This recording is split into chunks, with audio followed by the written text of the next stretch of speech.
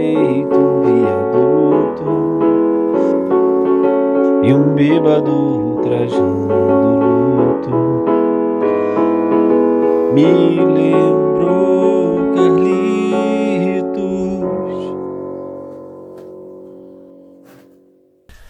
Sejam bem-vindos à nossa 9ª aula, nossa última aula da introdução. Se você ainda não assistiu nenhuma, ou se tem alguma dúvida ainda sobre algum assunto, ou perdeu alguma, clique no izinho que aparece lá em cima do seu vídeo, clique em playlist, que você terá todo o nosso conteúdo disponível. Eu sou o professor Lucas Tiburcio e convido vocês hoje a aprender sobre fontes não escritas. Se é a primeira vez que você assiste o nosso vídeo, seja muito bem-vindo. Vocês devem estar aí se perguntando, o que essa música tem a ver com a nossa aula? Fique até o final, porque eu conto para vocês. Então, deixe seu like, se inscreva no nosso canal, acione o sininho e vamos, que hoje a gente tem muito assunto pela frente. As fontes não escritas podem ser representadas por imagens, vestimentas, áudios, músicas, trechos de filmes ou vídeos, e podem ser classificadas da seguinte forma: imagens, desenhos, quadros, filmes, pinturas, cartões postais podem ser consideradas fontes visuais. Vamos dar alguns exemplos. Uma foto em família, um quadro de um artista, ou desenhos feitos em pedras, os desenhos rupestres, como os da pré-história. Vamos pegar essa desconhecida obra de Leonardo da Vinci. Exposta no Museu do Louvre, na França, a Mona Lisa, já estudada por muitos historiadores, vai trazer grandes informações sobre seu período renascentista. O que simbolizava aquele tipo de pintura, ou a técnica utilizada pelo autor, o esfumato. Também podemos ir além. Quem era a pessoa na imagem?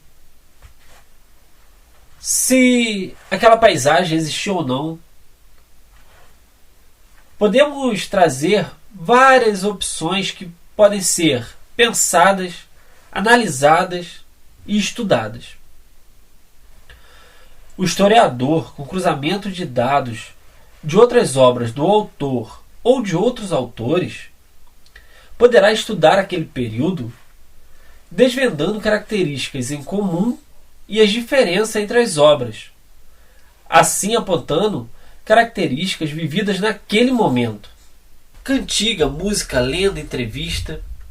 Outra maneira de buscar a história de determinado povo são as diversas formas de expressão cultural, como os contos, lendas, fábulas, as chamadas fontes orais. Podem ser produzidas através de entrevista com pessoas mais velhas que tiveram acesso às informações e as passaram aos mais novos. Uma rica fonte histórica passada de geração em geração. Os povos africanos, quando chegaram ao Brasil escravizados, através de seus anciões, mantiveram suas culturas e origens sempre vivas, passando aos seus descendentes suas lendas, cantigas e seus cultos. A cultura indígena, junto com seus mitos e lendas, estiveram durante anos sendo passados de geração em geração graças a essas fontes orais. Agora vocês vão entender por que eu trouxe aquela brincadeira no início da aula. A música ela pode ser uma importante fonte para estudarmos determinado período, momento ou fato. Esta música, por exemplo, que vocês estão escutando, O Bêbado e a Equilibrista, de Aldir Blanc e João Bosco, agora numa voz muito mais bonita e elegante que a minha, eu concordo. Se você ainda não conhece, vale a pena você dar uma pausa, escutar e depois voltar, porque ela vai trazer grandes informações sobre o seu momento. Em 1979, o ano em que a música foi lançada, o Brasil passava por um regime militar. Muitos artistas estavam sendo exilados, sendo tratados de perigosos. Uma das formas de se manifestar era justamente usar a criatividade, transformando as letras de músicas em verdadeiros manifestos, trazendo um duplo sentido para que não houvesse uma censura. O Bêbado e a Equilibrista vai trazer grandes informações sobre a década de 70, como, por exemplo, a queda do viaduto Paulo de Fronten, um incidente que ficou sem uma investigação conclusiva e levou a vida de 29 pessoas. Também fará homenagem ao personagem do ator Charlie Chaplin, que nos deixou em 1977, 2 anos antes do lançamento dessa música. Trará referência a objetos como o mata-borrão, muito utilizados para absorver excesso de tinta de caneta tinteiro, muito utilizado na época, que também fará duras críticas à ditadura, fazendo com que essa música se tornasse um grande hino para aqueles que lutavam pela anistia. Tá vendo como uma simples música pode trazer tantas informações sobre o seu momento? A esperança equilibrista sabe que o show de todo artista tem que continuar.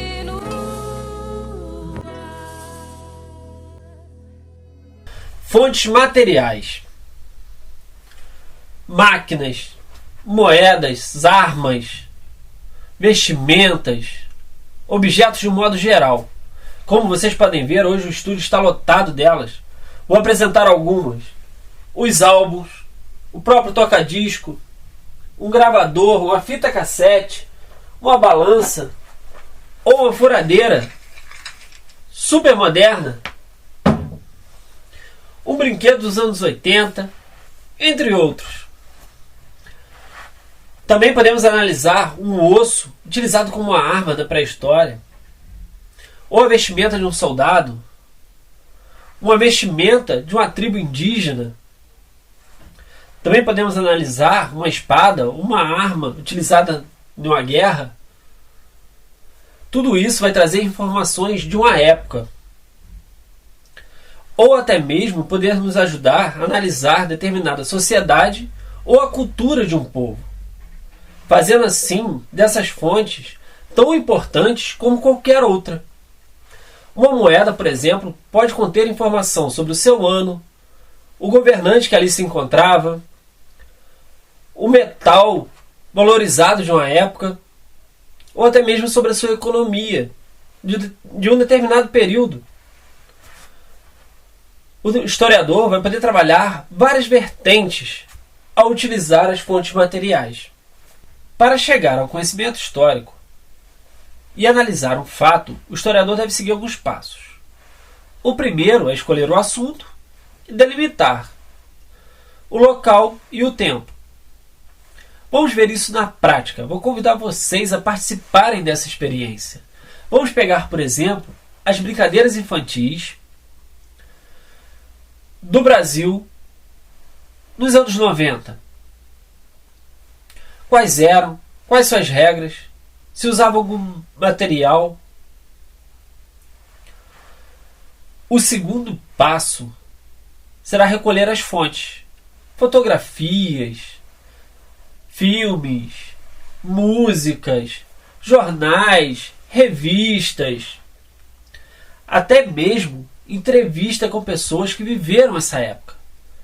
O terceiro passo será analisar nossas fontes, ler sobre o assunto, escutar as entrevistas, confrontar seus dados, verificar a confiabilidade das fontes e até pode ter um momento divertido que, se possível, a gente pode até mesmo reproduzir o que nós estamos estudando. O quarto e último passo é criar uma interpretação daquilo que do nosso assunto, daquilo que a gente está estudando. Lembrando que o historiador nunca chegará a uma verdade absoluta e irreversível. Criará apenas uma versão do seu fato, podendo ser analisada, criticada, revisada e até mesmo superada por um outro historiador. A história não deve, não vai nunca trabalhar sozinha. Sempre deve estar em conjunto com as outras ciências, como arqueologia, sociologia, antropologia, linguística, entre todas as outras, e vice-versa.